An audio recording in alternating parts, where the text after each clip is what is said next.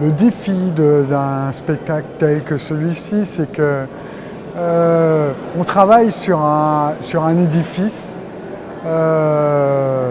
qui a son histoire, ses reliefs. Et donc, en fait, on doit recomposer intégralement à partir de la matière d'Alain, de Thomas le peintre. On doit recomposer des tableaux qui vont tomber et marcher au mieux sur la façade. Et c'est une vraie difficulté parce que le vitrail central, par exemple, est une zone totalement noire pour nous. Donc tous les éléments importants, on doit tenir compte de l'architecture en permanence pour pouvoir composer un tableau qui soit lisible et en harmonie dans ses échelles aussi avec l'édifice lui-même. Donc ça, c'est une vraie spécificité de ce travail. L'équipe de graphistes, on est une quinzaine. Effectivement, ce spectacle-là a mobilisé une douzaine de personnes. Donc c'est un travail très long. Il faut être très patient dans c'est pour ça que j'ai coutume de dire qu'on est un peu des enlumineurs des temps modernes. Parce que c'est réellement, nous, nos outils, c'est pas la plume ou le pinceau, mais c'est le stylet sur la tablette graphique. Et quelque part, c'est un peu le même type de travail, c'est-à-dire qu'on redessine sur le motif, qui est la cathédrale. C'est totalement artisanal.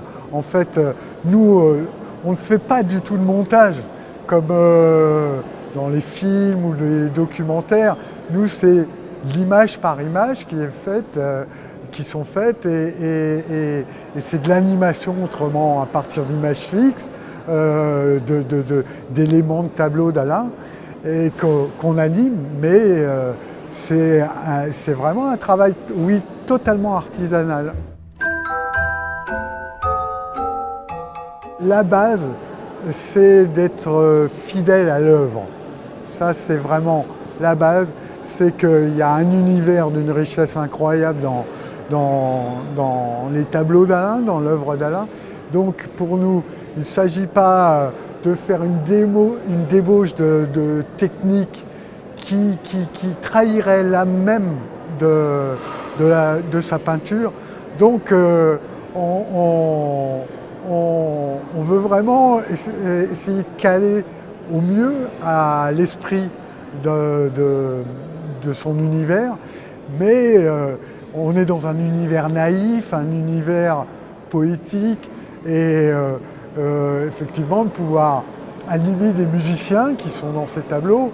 Je pense qu'on est totalement dans le sujet. On est dans ces musiciens qui sont issus de tableaux qui sont festifs, qui sont joyeux. On renforce cette joie-là en animant ces personnages, mais d'une manière assez subtile en fait, je pense. On n'essaye pas de donner dans la démonstration.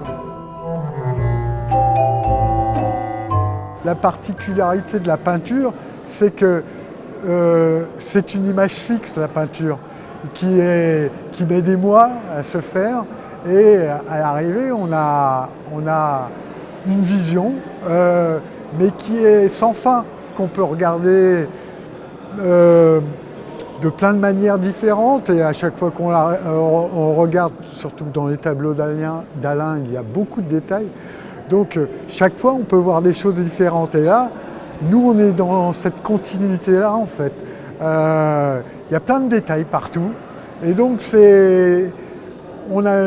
le spectateur a une première vision.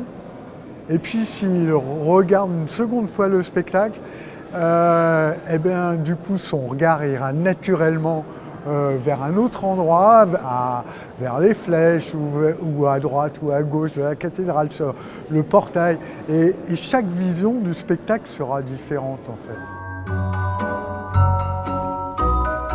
Ce qui fait, je pense, la richesse de ce type de spectacle, d'autant plus que le but est bien je crois que c'est la seule forme d'image qui existe, où on n'est pas sur un support neutre. Un peintre, il peint sur une toile, à quelque chose de vierge au départ. Au cinéma, c'est diffusé sur un écran plat qui est neutre. Nous, on travaille sur un édifice qui a son histoire, qui a ses reliefs, qui a, qui a son âme. Et donc, le support, l'édifice a énormément d'importance. Donc c'est vraiment la fusion entre l'œuvre d'Alain, l'édifice et l'animation et la manière dont on va scénariser ce spectacle. Et le quatrième élément, évidemment absolument essentiel, c'est le public. Parce qu'il n'y a pas de spectacle sans public. Et voilà.